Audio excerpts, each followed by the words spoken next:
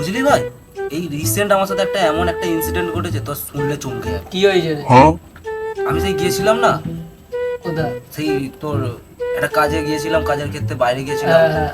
তো আমি ওখান থেকে বাড়ি আসার সময় একটা ক্যাব বুক করেছিলাম, ঠিক আছে।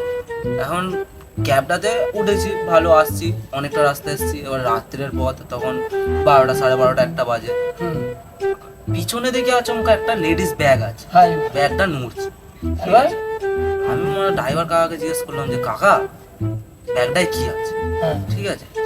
কাকা বলছে, প্রথমে বললো কিছু নয়, চোখটা খালি মারা ব্যাগটার দিকে টানছে। তারপর? একেবারে তোর ভয়ানক টাইপের রাস্তা মারা, ঠিক আছে। হ্যাঁ, ওরা ব্যাগটা সেই এরকম নড়ছে। আমি আমার কাকাকে বলছি, এ কাকা বলো না মারা ব্যাগটায় কি আছে। হ্যাঁ। কাকা আমায় কি বলছে জানিস? বলছে মুখে নাও তারপর বলো। যা বাড়া। আমি মনে একটু আজব লাগলো। হ্যাঁ। আমি ওই যে বাড়ার মতন ফালতু আর কি করছো, বলো না বাড়া। 50 টাকা বেশি রাখবে কোনো, বলো কি আছে। আমাকে আবার বলছে মুখে নাও তারপর বলো। আমি বলছি মা এরকম বালের কথা। তাই বলছি তোমার ব্যাগ তুমি মা তোমার গাড়ি বুঝে, হ্যাঁ। ঠিক আছে। তারপরে মা কাকা আমাকে বললো যে গাড়িটা একটু সাইড করেছে। আমি বলছি গাড়ি সাইড করছো কেন? বলছে তুই একটু বস, আমি উঠতে আসি, ঠিক আছে। আমি বললাম যাও।